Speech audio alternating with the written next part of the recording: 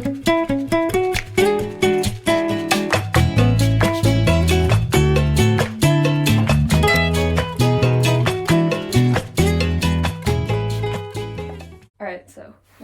to the Peer2Peer podcast. Today we have our hosts, Sophia and me. I'm back, Anaïs. Hello. And today we're interviewing Mr. Toor. Hey, hello. Good afternoon, everybody. Happy Monday. Happy Monday, indeed. So we're going to start off with, how did you end up teaching at Pingree? Okay, so my journey of teaching at Pingree was basically me looking into seeing if I could go into independent school teaching after I had taught in public schools for 2 years in the state of Connecticut, which is my native state, being a New Englander. Prior to that, I had taught at international school abroad in Saudi Arabia. And so in terms of my journey, what brought me to Pingree was just, going into another mode of secondary education, and it was like the third variation. So it's not public, it's not international, it's independent. So that's what brought me to Pingree in 2019. A bit of a follow-up. How's your experience different at these different places, like international teaching, public school teaching? Yep. Well, teaching at a public school, you need to be a certified teacher, and I had my first master's in curriculum and instruction at the University of Connecticut. And then once I got my license, I was able to teach at a public school. And a public school is an institution where I wanted to kind of give back, and because I myself went to public schools, but then looking for work, I was like, I need to maybe explore further, and then I ended up joining Pingree. But teaching at international was very unique because it was in the Middle East, and over there I basically was teaching a international baccalaureate IB world school curriculum, where they basically have the curriculum adjusted to different countries. And it was a very unique experience, because it was like the men were teaching the boys, and then the female were teaching the girls. But then once in a while we get to see the other department at a weekly level. So it's certainly different. And but at the end of the day, it's all kids, and I'm all about, student connection. I'm all about, delving into the subject matter. So yeah. Perfect. Cool. Yeah, pretty cool. I mean, we're gonna pivot a little bit, maybe. Sure. Or not that much, but still kind of different. What are some standout moments, amusing memories you've had, or some of the craziest things you've experienced here at Pingree, or maybe out of school even? I think the pandemic really was a crazy time period. I came to Pingree in 2019, and then the pandemic hit in 2020, and teaching during the pandemic was pretty crazy, and it was something not easy to get through, being in a new environment, coming from Connecticut, coming from Saudi Arabia, being at a school like Pingree, I want to I'm in my rookie year, and the pandemic hits. It's like, how do I make connections with students? So that was pretty difficult. I had to deal with teaching kids on the screen, and then kids that are being out, and then behind all these plexiglass. So that was something that was something that I wasn't equipped to deal with, like many teachers. But we all collectively as teachers did the best way we could, to make sure that it was quality education. And some of my cohorts of freshman classes, they're very memorable, and I think different students and student personalities really do make it very, very unique every single year. And every year I look forward to one of the cohorts within my set of classes that just kind of, because of different personalities, different opinions, just make it a very unique experience for me as a teacher. Very nice. Right. If you could do something outside of teaching, what would it be? Wow. I always liked following sports. I'm a big UConn fan. They won the national championship this year. They won it last year as well. And, I think I would be engaged in some type of sports writing, which I do still. I was had a chance to be a columnist for cricket writing in a paper called The Nation, which is based in Pakistan. I met, a political cartoonist for The Nation while I was at Oxford, and they introduced me to writing. So I think I'd be engaged in sports journalism.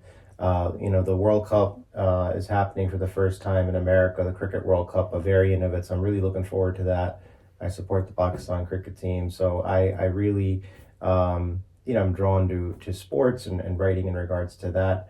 So something to do with journalism, I think that's something that I would be engaged in outside of Pingree. Yeah, and also public service. As you know, that I have tried to be engaged locally in my community, and I think civics is very, very critical.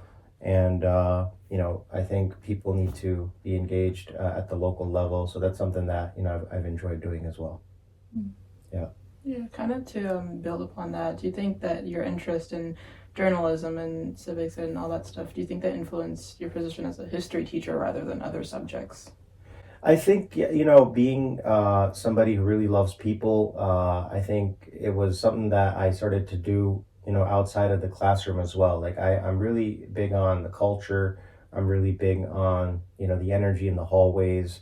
I look to, people that have been at Pingree for many, many years, like, Mr. Keating or, Mr. Corvino, and see how they engage with, their classes and their cohorts. So just like that student connection and community, like I'm really into that. Like that's something that really energizes me. And, being engaged in writing or being engaged at a local level, even politically, I think is an extension of, just that connection from a human to human, in regards to, seeing what similarities we have in terms of, trying to improve, the lives of others. I think that's something that, I'm all about. That's very sweet. Yeah. Yeah. So what do you think is the most misunderstood period or event in history, and why?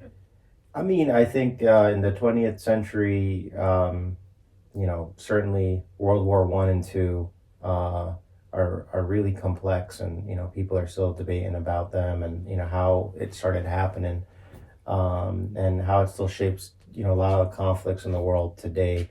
You have the death of these empires that were there for such a long time, and then you have nationalism, and you have birth of nation states, and a lot of the frictions that you see in the 21st century stem really from the early to mid 20th century.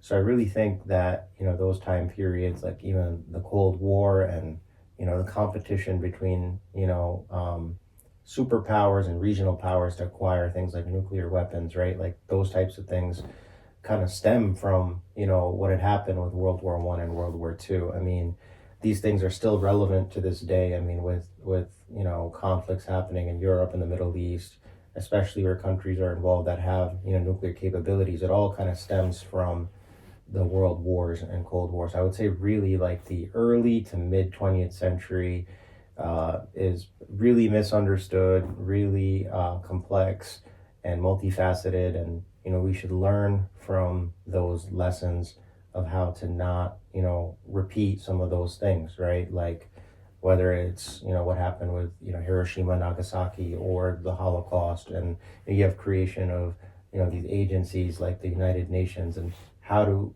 make sure that things like this don't ever happen again, right? So I think that if we do not understand and learn from this, right, it's going to be problematic for the leaders of tomorrow. Yeah. Do you think that's the most important reason why we should learn history in school? Yes, I think it's very, very important to not look at history just as something that is black and white and is just something that's in the past. I think a lot of modern conflicts stem from our history, so we have to continue to revisit it. I mean, in terms of my own experience and my own education, my 3 degrees that I have, they're all in actually international relations, global affairs, right? Middle Eastern studies, modern South Asian studies, and I did a minor in history, and it was because I liked seeing how current events are shaped by history, right? Mm-hmm. So those are some of the things that interest me into the subject matter. So I think that studying social sciences and IR makes the history relevant as a context. So Very cool. So interesting, yeah. Do you have any hidden talents? I mean, I'm really somebody who enjoys playing ping pong. I like table tennis. Really? Yeah, I've enjoyed playing table tennis, ping pong, and playing cricket, basketball. Those types of things I've really enjoyed. I enjoy chess. I don't know if these are hidden talents, but more they're just like interests that I've had and that I engaged in growing up. Yeah, very So, cool. Didn't yeah. know about that. Yeah. I feel like the chess one doesn't surprise me, but Yeah. you should fence. Yeah. You should fence. Yeah. I never fenced, and I'd love to come out From a and fencer see you here, fence. you should fence. Anaïs. Yeah. I really love this opportunity, engaging with both of y'all. Former student, current student. I Yeah. really support you guys and your extracurriculars, and I've seen what great writers you are, and it's good to see that you're engaged in this peer-to-peer podcast. I think it's fascinating. Thank you. Appreciate Yeah. that. Yeah. Do you want to share with us a favorite song, show, or book? Today I was doing the spring intensives meeting, and the intensive that I'm working on is Can Art Heal? It is our second time around, and my colleague who is leading it with me, Dr. Marianne Woods Murphy, she had a really good activity asking the students, like, which song resonates with you, that's therapeutic, and I ended up picking Bee Gees, Staying Alive, and it's because it's all about being in the moment and continuing to exist, being very present, right, being in the moment, and that's a song that I really like, because I think it defined a decade. So that's something that I really kind of like was engaged with in the morning when we were discussing, like, what song, so that was something recently in my mind. So I don't know if that's my anthem, but yeah. I just think of that one scene from The Office with the staying alive thing. Oh yeah. Or there's that one scene I think it was in Madagascar, where like what's his name, the zebra guy, he's like walking down New York to the song. That's all I can think of. Yeah. So yeah, I mean, I think another question, kind of very different topic, but I know my class was very invested in your campaign. So what inspired you to run for mayor, Mr. Toor? I mean, I went through the primary last year, then I kind of pulled out to run for council because I felt, my running mate was better suited for mayor because they had been the mayor of Bridgewater under another party for 8 years. But what inspired me to run was, a few years ago, and this is maybe a partisan question, and I tried to keep partisan and politics and religion out of it, but it was, I started getting engaged in local politics in the late 2020, early 2021. I was really upset about what had happened with Mr. Floyd and his killing, and I really was upset about the insurrection, and I was like, my parents, immigrated to the U.S., like from Pakistan. They studied here. My dad went to college. He did his master's. He's an aerospace engineer. And, for me, I was born and raised here. I was like, okay, like, what more can I do other than voting, right? Like, I was like, okay, run in for office, right? Because I wanted to do more. So that's kind of why I got engaged at the local level. And, I just wanted to contribute, right? Like most people, they run for office in a place like, they were born and raised. Like, I was not born and raised in New Jersey. I was born and raised in Connecticut. But in a way, like, being where I was at, like in my township, like not far from here in Somerset County, I was like, okay, like I chose this place. So now I'm going to run from this place. But it was more like what was happening at the national level. And I just wanted to take a step beyond just voting. It was like, okay, like we have this right. Like so many people died to give us this right to, vote. Like I went on the Alabama trip last year, and I got to see that, like, so many people sacrifice so much to give their right, to us to vote. Why can't I, as a son of immigrants, run for office? Like, it wasn't really about the result, right? Like, oh, I won or whatever, right? Like, it was more like the principle that, like, I can, right? Like, I can run, I have the right to run, right? The result is in the hands of the people, right? maybe I'll never win ever, you know, but it's like I will maybe inspire my students to be engaged, to take that next step, you know, because I'm a very purpose driven person, you know, and that's why like I got involved in politics outside of school. And inside school, like I'm working with a discipline, which I think is a, you know, is a DEIB arena. You know, you're trying to like get different perspectives, and like I'm not really saying, oh, this is the right history or that's the wrong. I'm like, okay, this is what these people think. This is what these people think. Like, I want to know what you think based off of these sources, X, Y, Z, and how it relates to A, B, and C. So it's more about that purpose, right? That's what kind of drove me, like in my, you know, involvements outside of school versus those inside. Do you think you'd run again? I might need to, you know, take a little break. You know, I mean, this is a really hot year. It's a presidential election, and next year's the governor's election in New Jersey. I mean, I could, you know, maybe I'll run for board of ed or something, but I think, you know, since 2021, like, you know, it's been a solid 2-3 years. I mean, I did get like, I don't know, something like 7,000 votes or something. Like, you know, there's a lot, and you know, but I need to take maybe a break, and you know, wellness is a very important thing, you know.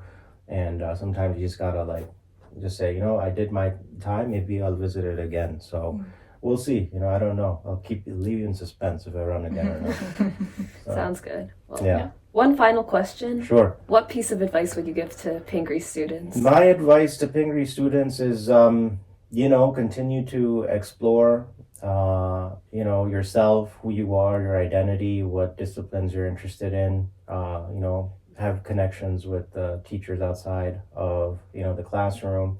You know, try to learn, you know, what your passion is and then go towards it. I mean, for me, what I did was, you know, in high school and in college, like, I really recommend kids like going abroad. You know, I mean, I lived abroad by myself like for 3 years, like twice, 2 years in the Middle East and 1 year in Europe, even though I was born and raised in America.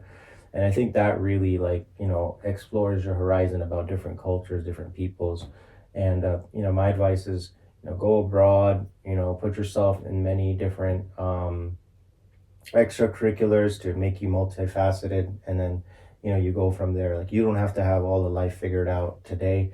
And just be in the moment, do the best you can. You know, a lot of people are very grade centric. I have seen and I understand that, but, you know, you cannot put a metric on your knowledge. Like, go for the knowledge and the metric will follow, you know. And I think like that's the best way to kind of be away from being so grade centric. Like, work on the skill sets, work on what you're interested on, and the grades will follow. That's my advice. Thank you so much. Thank you. Really appreciate that. Thank you so much. All right. Thank you. Thank you for tuning in. Take care. All right. Bye. Bye-bye.